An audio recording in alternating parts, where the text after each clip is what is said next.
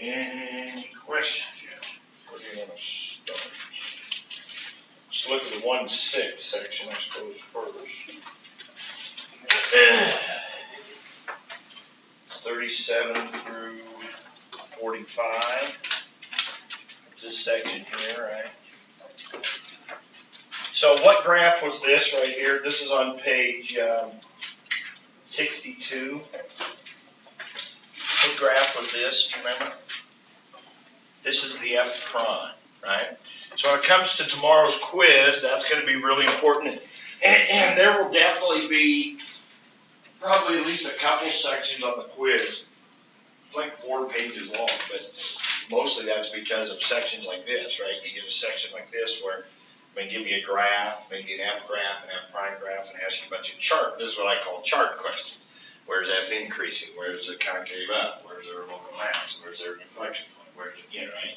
All this stuff. So knowing that chart, and to be honest, being able to reproduce it. I mean, like I said, many people will probably, when they get the quiz, will, you know, go to the top of their paper and sketch down this chart. Now, with that said, there will be 2 parts to the quiz, and it's calculator and no calculator part. So let me go over that real quick with you so we save time tomorrow. We typically do the calculator part first, okay? Now, in this particular case, I think the calculator part is shorter. There's not much on that. That might be 1 page, I think 3 pages of the calculator. But we start with the calculator part first. So we get our calculators in the test mode and the whole thing, and then we start with the calculator part. Now, and that's on like yellow, that's on different color paper. So you have the calculator part, and you have your calculators out, obviously, for that part. Now, you have a choice then. You either get done with the calculator part and turn it in, and then I hand you the no calculator part. Obviously, then you have to put your calculator off your desk, on the floor, in your bag, whatever. And then work on that, and then turn that in. Or if you want to think, you know, hey, maybe you get stuck on the calculator part and on something, and you don't want to spend a bunch of time on it, you want to come back to it later. That is an option. Now, on the AP test, they don't let you do that. Like on the multiple choice, it's 2 separate sections. The calculator part, you have so much time. There's no calculator part, you have so much time. On the free response part, what they do is they give you the calculator part first. I think there's 2 questions that are calculated. You have 30 minutes for that section. When those 30 minutes are up, you have to put away your calculator. They give you then the no calculator part, the 4-question no calculator part. You have an hour for that. During that hour, though, you can go back to the calculator problems. You just can't get your calculator back out. So you can go back to those problems, and possibly some of those problems can be done without a calculator. So you can go back to it, but you can't get your calculator back out again. Now, I'm going to do it a little differently in here. So we do the calculator section. Let's say you're stuck, or you just want to double check it, or you're just not quite ready to turn it in, but you want to go on and do the no calculator part. Put it face down on the floor, put your calculator on the floor, come get the no calculator part, do the no calculator part, but then you have to hand that in. You have to hand in the no calculator part and be done with it.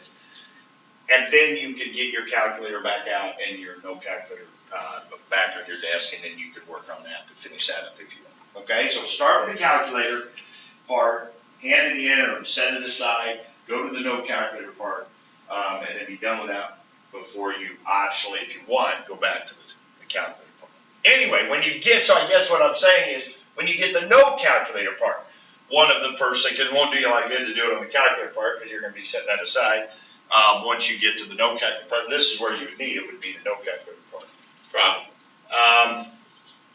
You may be wanting to recreate this thing that we did with the chart. Okay, so study that up. Know those different pieces of it would be really important. Okay, so when we get to a problem like this, this is F prime. So it would be worth going over this. So where is F increasing? Well, that's when F prime is positive, which means when this graph is above the x-axis, which is from 1 to, not 1, I think, -3 to 4. And it is okay, even though it touches right there, that's okay, right? Because it's what this is saying is the graph's increasing, it flattens, and then it increases some more. And of course, we also said whenever we see an F prime graph, we kind of zero in right there, and then maybe even put these little things right here. This goes negative and positive, right? Those are going to come in handy for figuring out what? Local max and min, right? That's the first derivative test. That's, Brendan, what you were saying earlier, that when F prime changes from negative to positive, F is changing from decreasing to increasing, so that's a local min. Here you got a flat spot, right? Here you got a flat spot, okay? Where is F decreasing? Well, that'd be where this is below the x-axis, which is from -4 to -3. Where does F have stationary points? We want to write x equals -3 and 3. That's how you want to write those stationary points. That's when F prime is 0. Where does F have local max? Nowhere, right? Or no local max, whatever. Where does F have local min? At x equals -3. We just set it right there. Is F concave up at 2? Well, we go to the chart. F is concave up when F prime is increasing. So is this graph increasing at 2? No. So you'd say no. Now, does it say justify your answer? Yes. So you'd say no, because F prime is decreasing at 2, and therefore F would be concave down, not concave up. And so you'd want to give that justification. Where does F have points of inflection?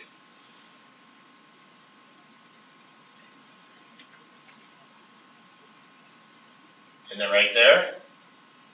And right there? When did we say F has points of inflection? When F prime has what?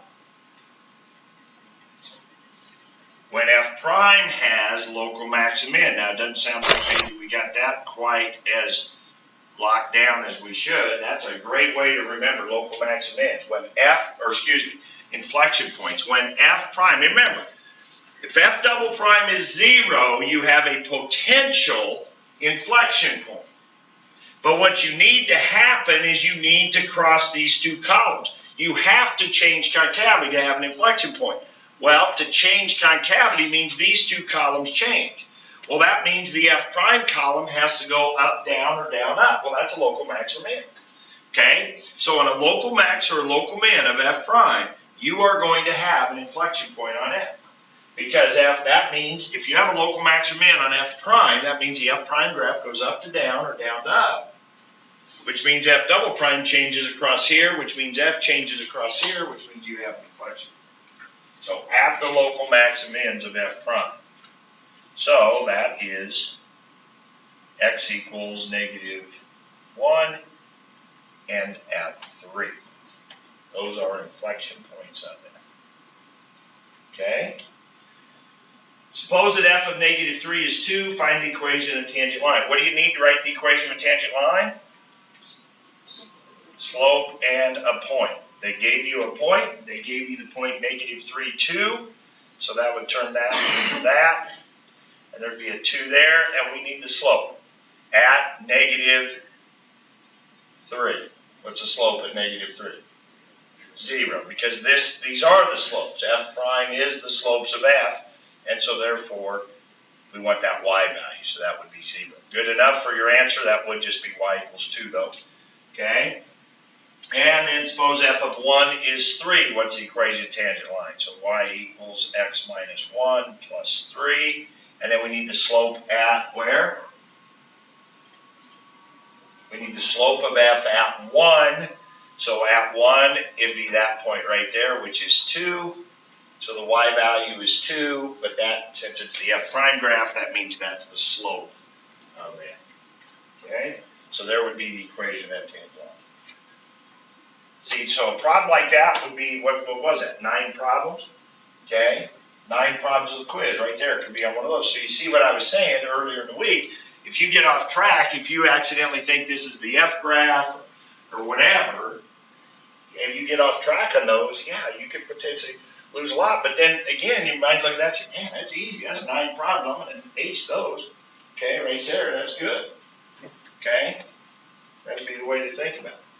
All right, that was it, 1.6, okay, 1.7. So we get to 1.7, and we learned that in 1.7, we're talking about the second derivative, and of course, if you look at the chart, if we're talking about f prime to f double prime, those are all the same connections. So nothing new there. It's only these set of connections that were really different right here.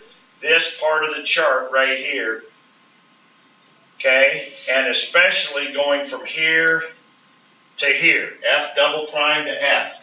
So if f double prime is positive or negative, it tells you that f's concave up, concave down. What we said last time, f double prime tells you about concavity. F prime tells you about increasing, decreasing. Now, so f prime, if you got f prime's positive or negative, it tells you about f going up or down. If you got f double prime positive or negative, it tells you about f being concave up or concave down.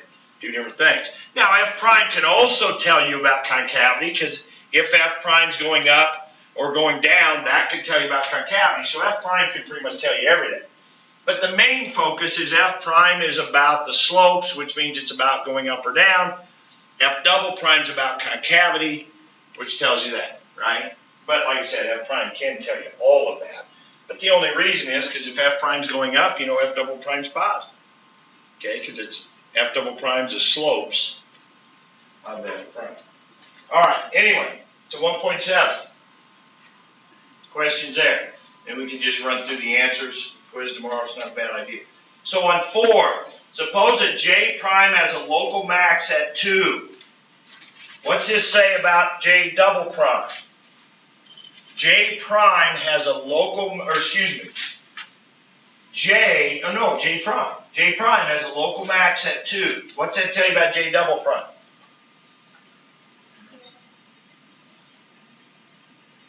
J prime has a local max at 2. That means it goes up, then down, right? J double prime's got to be 0, right? Because J double prime is the slope of J prime. Now,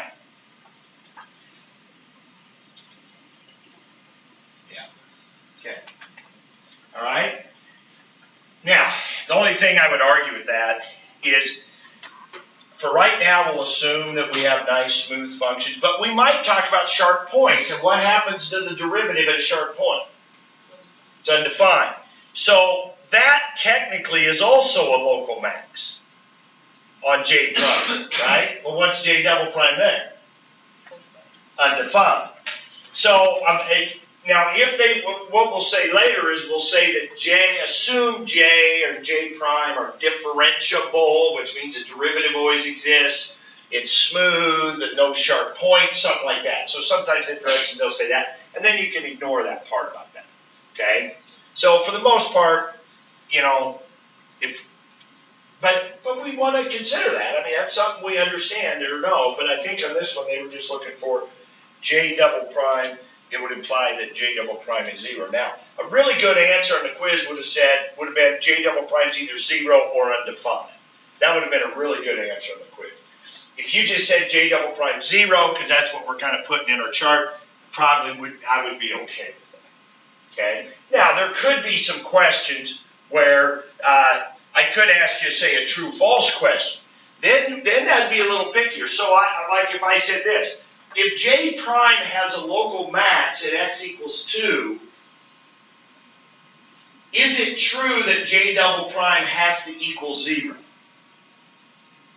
The answer to that would be false, because J double prime could be undefined. It could be, you can have a local max and have the slope be undefined.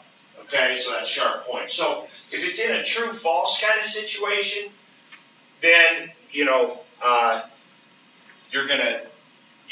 the best answer would be to do that. Now, if I gave 2 points and maybe on the true false, I want you to give a reason, that kind of thing. You said, yes, because local max, you drew me a picture, J double prime be 0. You might lose a point and say, yeah, but J double prime could also be undefined. Now, if the problem says that J and J prime are nice, smooth functions, no sharp points, all right, then that would be true. So we do have to consider that. All right, what's it tell us about J? If J prime has a local max, what's that tell us about J? That's an inflection point, right? As we were just talking about. J, you have a local max or local min on J prime, that tells you you're going to have an inflection point. So we were just talking about that. Number 5 is the one we did in class yesterday, or Friday or Thursday. Number 6, suppose that G of 3 is 1, G prime of 3 is 2, and G double prime is negative 2. Is X equals 3 a local max, yes or no? This one we can say no right away, Jace, because what? It's got to be a stationary point. The only way you can have a local max or min, it's either a stationary point or the derivative is undefined. But they told us the derivative is 2. So that means the slope is 2. The graph's doing that. Well, you can't have a local max or min, so you can right away say it's not. 7. Why does this, F prime is this, why does this imply that F has exactly 2 stationary points? Well, this would be where you would graph this, actually. And what it is a parabola looks like that. And so if F prime is that right there, it has 2 stationary points right there. Now, it's possible a parabola could have none, right? This could be shifted up, and it might never be 0. Or it might actually just land right on the x-axis and just have 1 stationary. But this particular one, you could factor it. I think it factors, possibly. I don't know. But you could graph it. All right? And then explain why F double prime equals 6x minus 2, that there's only 1 inflection point. Well, this is something we haven't talked a lot about, but if you had an F double prime graph, think about this now. If you had an F double prime graph, let's just draw it. So 6x minus 2 would look like this, right? And it would cross right there. What's it mean that F double prime goes from negative to positive? What's it mean about F?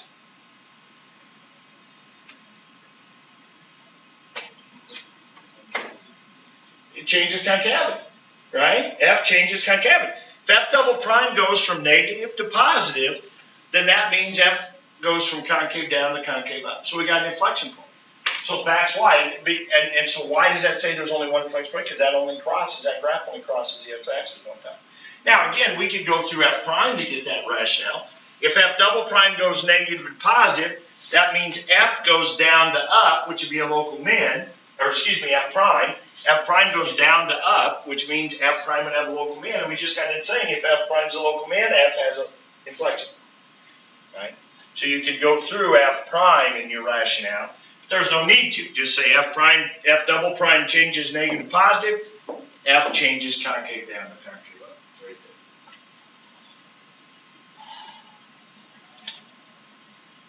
there. 14 through 22.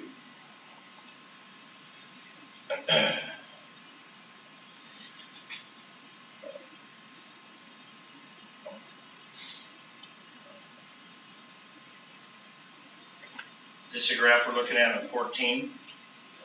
Okay, this is what I will probably do to you on some problems on the quiz, is where they tell you the different things. They tell you that this is F, and then they tell you where these different values are. Okay?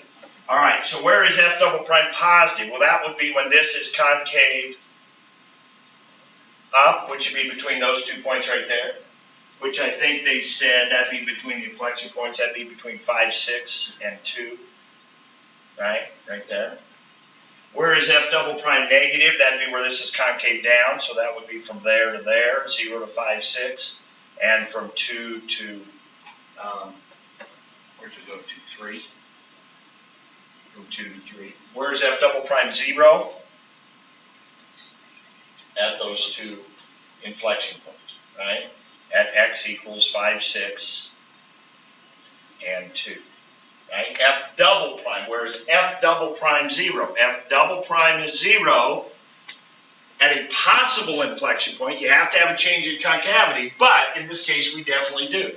We have this changing from concave down to concave up. We definitely have changes of concavity here, and so F double prime would be 0. At a normal, nice, smooth graph, the inflection point's the second derivative is 0.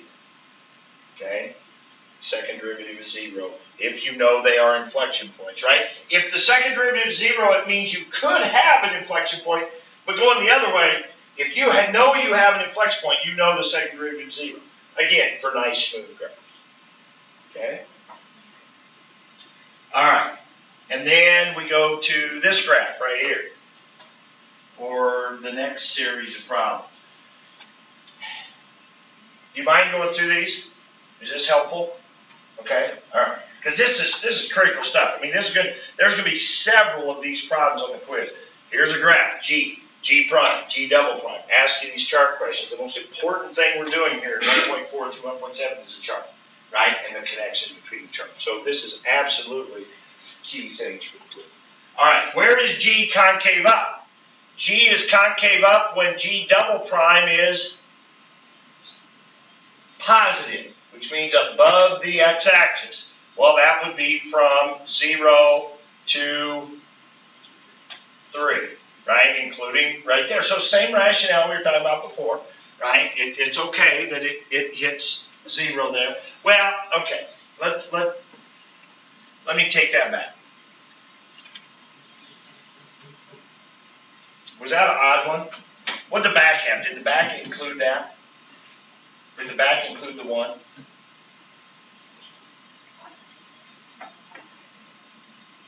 Let me look that up. Number 15. Did they say 0 to 3? Okay. Now, so let's talk about that because we want to be careful. Before we were saying so G's concave up when G prime is increasing and G double prime is positive. So this is saying G double prime, which is slopes of G prime, positive, even though it's 0 right here, it'd be a flat spot on G prime, right? Okay, think about this now. When we were doing section 1.6 and we looked at a G prime graph, we're talking about G, that's just like G double prime talking about G prime. So this would be a flat spot on G prime. That is not an inflection point. It stays concave up. So the G graph does stay concave up. So it's okay to go all the way from 0 to 3, okay, without having to worry about, even though there's that one place where G double prime is 0, it's still going to stay concave up. All right? So we can include the 1. Where is G prime decreasing? Again, go to your chart. G prime decreasing is when G double prime is negative, right? Okay? G prime decreasing is kind of like asking where G is concave down, right? So you can see, again, you see why it's nice to have that chart in front of you, but if you're starting to get the hang of all these interconnections without it, that's good. So where is this graph negative? Well, that's from 3 to 4. Okay? We'll assume there's no arrows. This is all boxed in here, so we'll say from 3 to 4. Does G have an inflection point at x equals 1? We were just talking about that. G double prime goes positive to positive, so therefore there's no change of concavity. You're going concave up and staying concave up, right, on G. So therefore no change in concavity. Okay? Now, you say, well, wait a minute, we were just talking about local max and mins were inflection point. No, local max and mins of what? G has inflection points when what has a local max and min? G prime has a local max and min, right? G has an inflection point when G prime has a local max and min. That's G double, okay? So G double prime is going positive to positive. Go back to the chart here. G double prime is going positive and staying positive, so G is concave up and staying concave. Okay? Is there an inflection point at 3? Yes, because G double prime is positive, changing to negative, so G is concave up, changing to concave down. And so, and what would this be on G prime? What would this be on G prime? What's happening on G prime here? Local max, right? G double prime to G prime is the same connections as G prime to G. So when you got G double prime going positive to negative, that tells you G prime is going up to down. Local max. And a local max on G prime is an inflection point on G. So it all connects together. So yes, we have an inflection point. Rank these in order. Okay, G prime of 0, G prime of 1, G prime of 2, and G prime of 3. So now what are we saying? G double prime, remember, are the slopes of G prime. So since this graph is positive all the way to 3, what's a G prime graph got to be doing? Going up. Since this graph y values are positive the whole time, goes back to the very first question. Where's G concave up is when G prime is increasing, which was from 0 to 3. So that means G graph's going up all the way from 0 to 3. So G prime is 0. They're in order already, aren't they? They're in order already. So G prime of 0 has got to be smaller than G prime of 1 is bigger, G prime of 2 is bigger yet, G prime of 3 is bigger yet. Those y values, because the G prime graph is increasing. Okay? So again, that's a chart question. You want to know what order they are? Figure out what the G prime graph is doing. Is it going up or going down? That's how you find out about those values. All right. Is G prime of pi greater than, so all different ways to ask basically the same chart kind of questions. Okay, well pi, of course, we know is about 3.1, right? Well, what's happening after 3 to the G prime, well, let me say the G double prime graph. What's going on with G double prime after 3? No. Listen to what I said. What's happening on the G double prime graph after 3? Well, you're right, it's going down, but we don't care about that. It's negative, which means the G prime graph is going down. The G prime graph's going down. So the point at 3.1 would be like here, and the point at 3.5 would be below it. So is it G prime of pi greater than G prime of 3.5? Yes, because the G prime graph is decreasing since G double prime is negative in that region. That's what's going on. But again, it's still a chart kind of question. Suppose that G prime of 1 is -4. Let's make G prime red. So on this same graph, so G prime of 1 is -4. So I would have a point way down here on the G prime graph, right? Is G decreasing at 3? So to answer a question like that, is G decreasing is like asking what? Not F. Is G prime negative is really the question. So sometimes on these questions, you have to translate into whichever function you're dealing with. So is G decreasing is really asking, is G prime negative?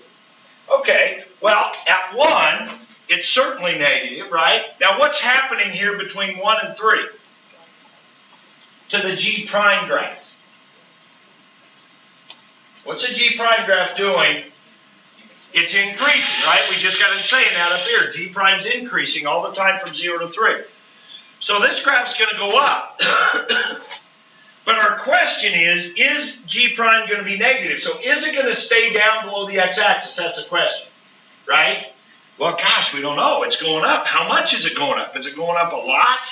So it'll be up there, or is it not going up very much? What's the answer to that? It's not going up very much. Look at these y values. We don't often look at what the actual y values are, but here we are. What are these actual y values?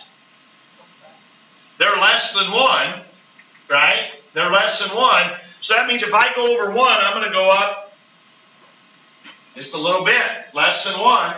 I go over 1 again. I'm going to go up a little bit. I'm definitely not going to go up. Where was this at? -4? There's no way. That's kind of the speed limit law right there. Right? That's a speed limit law right there. We know something about the slopes here. We know the slopes are less than 1/2. So if I go over 2, I'm going to barely go up 1. Probably less than that. So is G decreasing? Absolutely, because G prime has to be negative because, and then a good answer, a full answer, would say G prime's got to be negative because the slopes are less than 1. So if you go over 2, you're going to go up less than 2. So therefore, G prime will still be down. So in a picture like what I drew here, I plotted that point, and maybe a little rise over run kind of thing would be a full answer to that question. Okay, you want to get the full points to justify that. You probably need to be saying something along those lines. Yes, sir. So the way I explained it was that since the slopes of G prime at 1 and 3 are the same. Yeah. Since They're both 0. Yeah, they're both 0. Since that G of 3 would have to be -4 also. No, that wouldn't be true, because they're the same here and here, but in between they're positive. So that just means that this is flat here. Then it's going to go up for a while, and this can be flat here. Okay. Yeah, you see what I mean? Yeah. G double prime has the same value because of slopes, but yeah, G prime would. Yeah.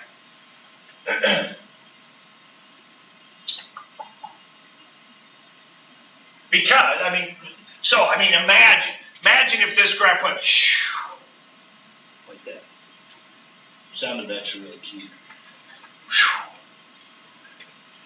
Then could it be possible that G prime would be positive? Go up here, right? I mean, if this graph just went way up there and all of a sudden you had like slopes of 4 and 5 in there, all of a sudden it's possible that it could go over to, even though it's 0 here and 0 here, it's possible it could jump up enough that it could end up there. Okay? But it's not. All right. Where'd that leave us? 22. Suppose that F and F prime and F double prime are continuous, which just means they're nice and smooth, no jumping around. This is definitely a speed limit law one right here. So it says F prime of 2. Okay, so this doesn't have anything to do with that G graph now. This is just a totally separate question. Okay? So, totally separate question. So it says F prime. So let me graph an F prime, because they give me an F prime point. They give me 2, -1. Okay? And they tell me that F double prime is between 0.1 and 0.5. Isn't this just speed limit law, except instead of F and F prime, they're using F prime and F double prime, right? F double prime are the slopes of this graph. So they're telling me, again, the rates. This is a speed limit law, okay? So they're telling me the slope has to be somewhere between 0.1 and 0.5, okay? Find the upper and lower bounds on F prime of 3. So basically that's just saying, if I go over 1 on the F prime graph from 2 to 3, what's got to happen? It might go up as little as 0.1, or it might go up to 0.5. Up 0.5. So what's F of 3 got to be between? It's got to be between, so it had to be greater than -0.9 and less than -0.5, right? I could have just written it this way. I could have went -0.9 comma -0.5. I wrote it this way just because of the way they wrote it up there. But basically, and that would be F prime, not F. Right? So this graph could go over one. Again, a picture, I think, really helps your explanation. So those are the slopes. So that means I could go over 1 and go up 0.1, which would take me to -0.9. Or I could go up 0.5, but I can't go up any more than that. So that'd take me to -0.5. And so F prime of 3 is going to be somewhere in between. Okay? So there you go. That's speed limit law. Speed limit law question. That's all that is. But speed limit law, we just plot our point. We know about our slopes. It tells us how much we go over and up. That's it. That's a speed limit law question. Every single time. All right. 25 through 27. We were supposed to match these. So on one hand, we have F in the left, and on the right, we have the second derivative. Okay, so this is F, and this is F double prime. So so if I was looking at this, to be honest, if I was looking at this, I'd probably look at the F double prime graphs first. I would probably come over here and I would look at this, and what would I care about on this graph? Negative, positive, negative, right? Because that's what I care about on the second derivative. What I care about on the second derivative is this right here. This right here, because that tells me concave up, concave down. That's what I care about on the second derivative. So if I was doing this one right here, I'd say negative, positive, negative. Well, that tells me concave down, concave up, concave down. Concave down, concave up, concave down. Concave down, Concave up, concave down. Match right there. I would look at this one, I'd see the y values are 0, which means what? What's a concavity? There is no concavity. Well, that's got to be that graph right down there. Okay? Straight line. What do I see on this second derivative right here? Negative the whole time. So what's f? Concave down the whole time. Okay? And then this graph, what I care about on this graph is that it's positive and then it's negative. Positive, then negative, which means my graph I'm looking for is concave up and then concave down. Well, that'd be this graph, concave up and then concave down. Now, I also understand that there's an asymptote here. Does that mean there's got to be an asymptote here? Well, that just means that this is undefined. You look at that and you say, gosh, they're like the same graph. Well, they're not the same graph, but they're similar. They're similar in shape. But the fact that the second derivative is undefined sometimes could mean that the original was undefined. It doesn't have to be, but it could be. All right, so that one matches with that one. Okay, that was 25. 26 and 27. Oh yeah, definitely want to be able to do this. So we're going to match these two graphs. Okay, anybody got an answer for me? Which one is F? Which one's F prime? Like that? Okay, and so what you do is you label them on a quiz, you label them, then you give an explanation. Now what I typically do is this. I think the key row, if you're looking at the whole chart, to me, the whole local max min thing is the first thing I'm going to look at. Then I might bring in the second derivative and stuff like that. So if I'm doing this problem, I'm looking right here wherever this crosses. Any of these graphs, wherever they cross, that's what I care about. Where the derivative is 0. Remember, where the second derivative is 0 could be local maximins on f prime too. So that's what's key. Now I notice that this one goes positive to negative right there, right? That's the first thing I look at. So that tells me I better have what somewhere? A local max. So, right there. So that tells me, let me change colors. So that tells me this graph has an f prime to f relationship right there. But it could also have what? It could also be f double prime and this one be f prime, right? Because what I got is the slopes changing positive to negative, and that's corresponding to a local max. So I know I got to have that connection right there. Okay? Now, I go over to this one and I see a positive switching to a negative, and I know that corresponds to what? Local max also. Well, there's a local max right there. Well, that tells me these two graphs have to have an f prime to f relationship, or maybe an f double prime to f prime relationship, right? So that's what that tells me right there. Well, the only way that works, I can't have this blue one here be f double prime, right? If this dark blue one's f double prime, that didn't work in this connection here, right? For this blue one to be f double prime, but it did work for this blue one here to be f prime.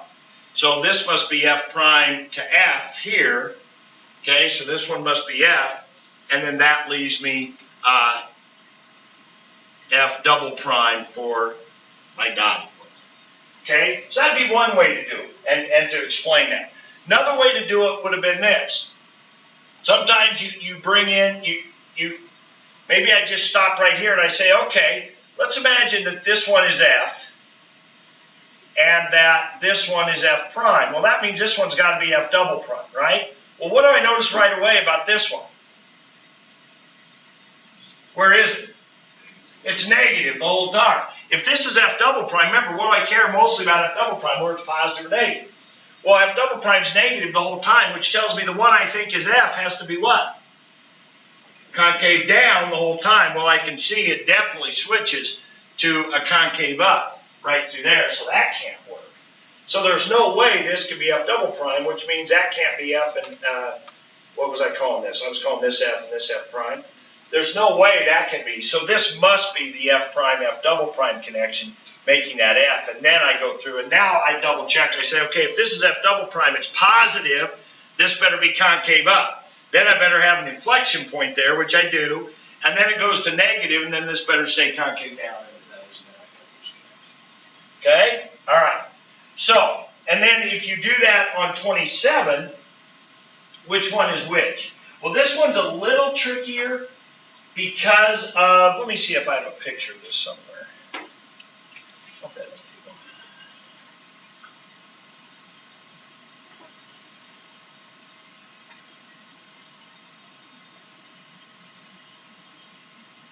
That number 27. Yes, I don't. Okay. Never mind. But on this one, let's just talk about this one. So look at all the different places it crosses. If you look at the dotted line on 27 where it crosses, it goes negative to positive, well, you got to have a local min. So the dotted one could be F prime and A could be F. Okay? Well, that would make that dark blue one F double prime. Okay? Well, the problem with that is if the dark blue one is F double prime, it starts out negative. That means F, the light blue one, would have to be concave down, and right away it's concave up. So that can't work. So it looks like the dotted one must be F double prime. Would you agree? See? The dotted one's got to be F double prime. And then B, the blue one's got to be F, and then A, the light blue one's going to be F prime. Okay? And so that would have to be those. So right away you can kind of see just that. You're not going to talk about every single connection that happens between all of those. Get a couple that rules it out and makes one be one of them, not the other. Then you got. Okay, 32, 33. Okay, sketch a graph where F is positive, which means that graph's got to be where? Above the x-axis. Okay, and then F prime is positive. What's that tell you? Got to be going up. And then F double prime is positive. Concave up. How about e to the x? Would that be perfect? Going up, concave up, always above the x-axis. Okay, 33. Above the x-axis, but going down, because F prime's negative. And then, but it's got to be concave up. How about exponential decay? Right? That kind of situation. It's above the x-axis, it's going down, but it's always concave up. Okay? So those would just be some little things there where you can read that kind of stuff. All right, and then on 43, this would be more of a calculator situation then. So if you look at 43, now one little hint about some algebra here, if you have a graph like this, I think in algebra class you used to call those double roots. If you ever have a thing like this, that's a flat spot.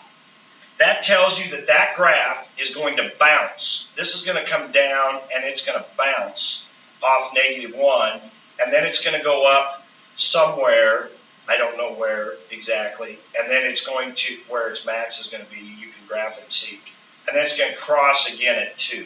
Now, a couple things you should know for sure about this. You should know that if you FOILed that all out, this would be an x cubed. So when you look at one like that, so if you didn't even have it, to be honest, you shouldn't need a calculator on this. Now, to be honest, I drew that bad, though. I drew that bad. Okay? One of the things we're going to work on before Thanksgiving is we're going to work on some no calculator graphing scenarios like this. Okay? How we can use a derivative and all this stuff to graph something like this. What did I do wrong with that one? What's a normal positive leading coefficient x cubed have to do? It's got to start down and go up and do this. It's got to do that. So this is going to come up, it's going to bounce, it's going to come down somewhere here, and then it's going to come up, whoops, and it's going to go right through 2 right there. So those are going to be the roots right there, but you're going to have that. It's going to look something like that. But you could graph it and you can get some more specific stuff. Okay, so now, once you have that, then again, it's all just more chart questions, isn't it? Where is F, and this is supposed to be what, F prime? This is supposed to be F prime, right? Not F. Oh, it's F double prime. F double prime. Oh, yeah. Oh, easier yet. Okay, so what do we care about? We care about negative, negative, negative, positive. Okay, so where's F concave up? Whenever this graph is positive, so from 2 to infinity. Where is F prime decreasing? F prime is decreasing when F double prime is negative. So when this graph is negative. Now, here's where this gets a little tricky. So where is F prime decreasing? It's okay to say negative infinity to negative 2. Right? In the back of the book, I'm guessing would say it. But what if the question literally was, where is F double prime negative? What if the question literally was, when is F double prime negative? Would it be okay to include this point?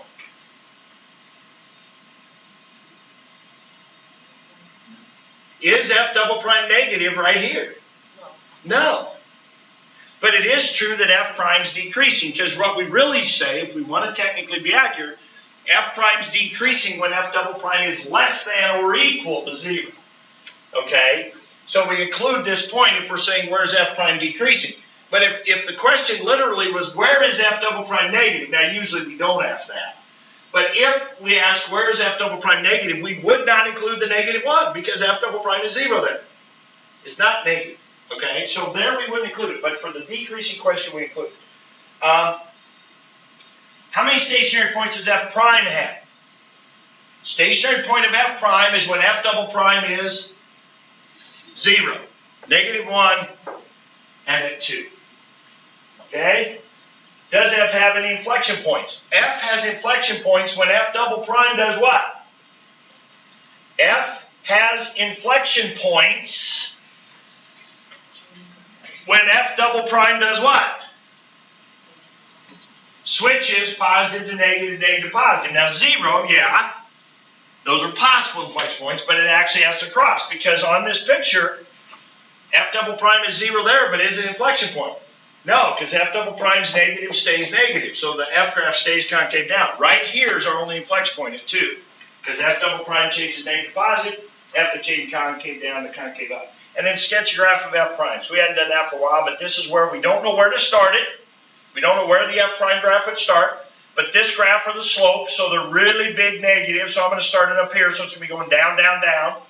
Okay? They're negative, but getting less negative, so it's leveling off, and we're going to have a flat spot right there, we said, because then they become negative and get more negative until there. So it's going down, down, down, down, down until there. Then they're negative and get less negative to there. Oh, we already said that was going to be a local min, right? That was going to be a local min on F prime. We were talking about that.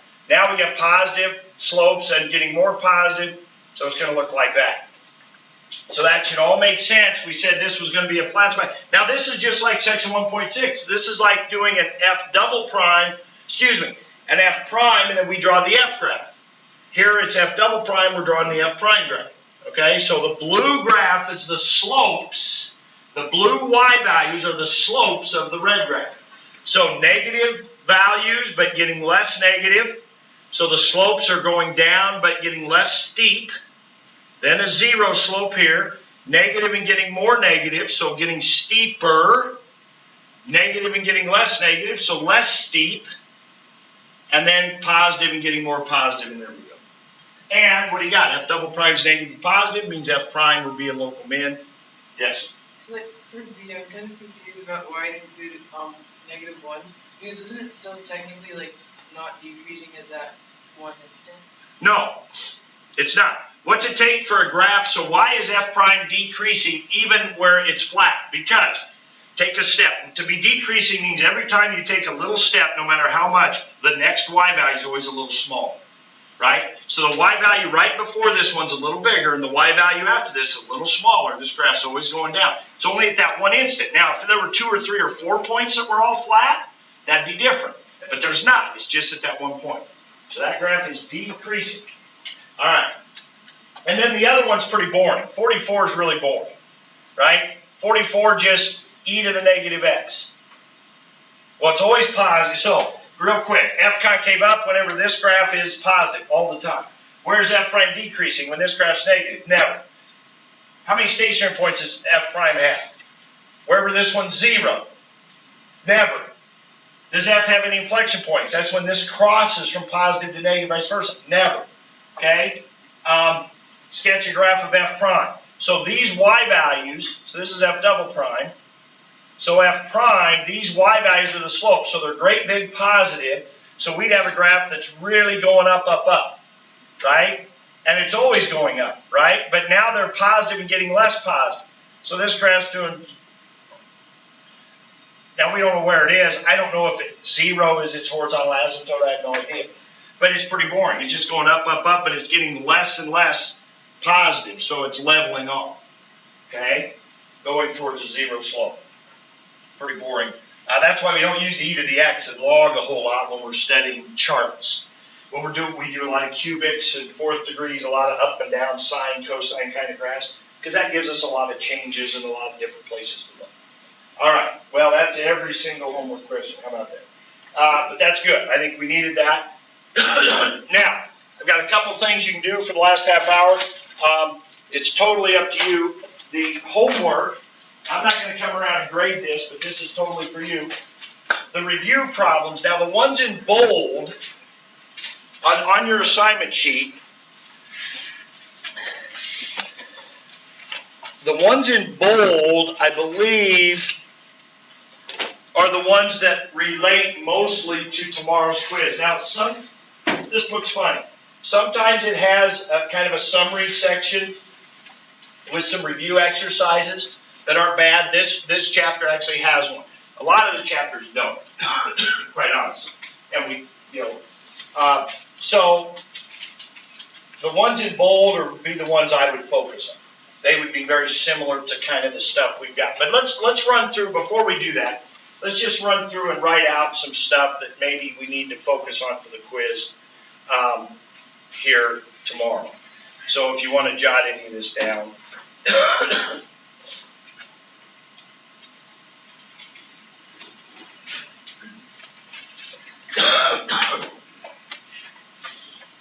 And I've also got some old school, we did that Desmos. I've got some old school matching things, but I don't know. Got the answer.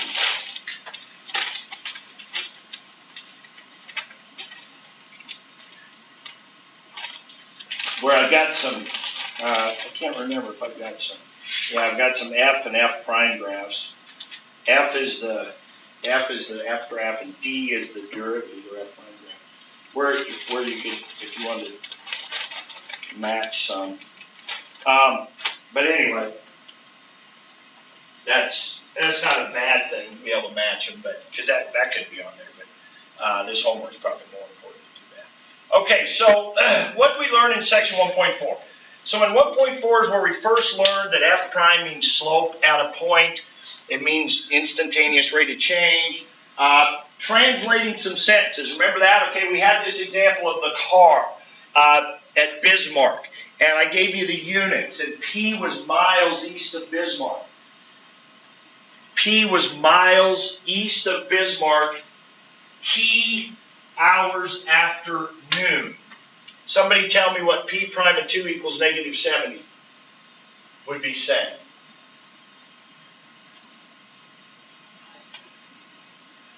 What do you think, Dallin?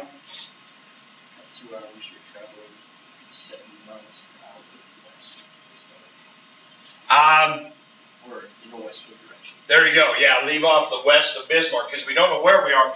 And then I would say at noon or at 2 o'clock, at 2 p.m., right? It's afternoon. So at 2 hours at that instant, which is at 2 hours afternoon or 2 p.m., that we are traveling in a westward direction at 70 miles per hour. P was miles. So this would be miles per hour if you're doing P prime.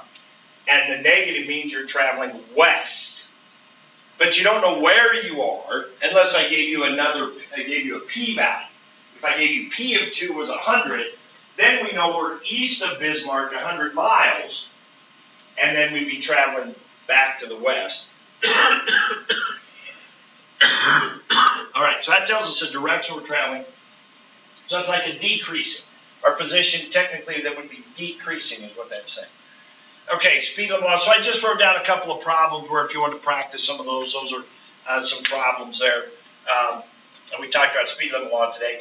Calculator probably would be used if I gave you a problem like this. We talked about throwing a ball in the air. Remember, this number here is the initial velocity. This number is the initial height over here. The 16 would always be a part of it. So if I gave you something like that and wanted to ask you some questions, how high did it get? We graphed it, we traced, we did some of those things. Okay, we zoomed in. That's actually the next section. I'll talk about that. But okay, so that was an example of a type of problem. So a little bit of graphing, maybe zooming. If we go to the next one, yeah. So you want us to memorize that? I don't know that you need to memorize it, but if I gave you an equation, I think if you know this number in this spot means that, this number in that spot means that, I think that could come up. So technically, you should memorize, I guess. I don't. Okay, it's pretty easy. Okay, all right. So if we go to the next section, so 1.5, this is where the calculator probably comes in the most, would be when we did these slope calculations, right? So section 1.5 is just about this idea of zooming in. So you can expect to probably have to do some slope calculations. So from these two sections, we were doing those slope calculations. Some with the calculator where I want you to show your points. I want you to put your work on your paper even if you're using the calculator, okay? And then we also did some slopes by just doing this, right, where we sketch a tangent line. So if I don't give you an equation where you can plug in, all I give you is a graph, and I want the slope at a point, well, then you could do a tangent line, do a rise over run, okay? So you're probably going to be doing both of those situations at some point tomorrow, okay? Calculating a slope with zooming and calculating the slope with rise over run, okay? And then, I didn't really write much down for this, but it's all about the chart then, right? And then 1.6 and 1.7 was all about connections. So all this stuff we just got to do in the homework. Really, that homework was pretty good review for these parts of the quiz. That homework we just got done going over. I mean, we were talking about F prime, F double prime, all that stuff. And then there's some more of those kind of questions in that review. But going back over today's homework, like we just did, is pretty good practice. But nothing new, right? We haven't done a single new thing today. It's just been talking about it. All right? So, you can work on those review problems for tomorrow.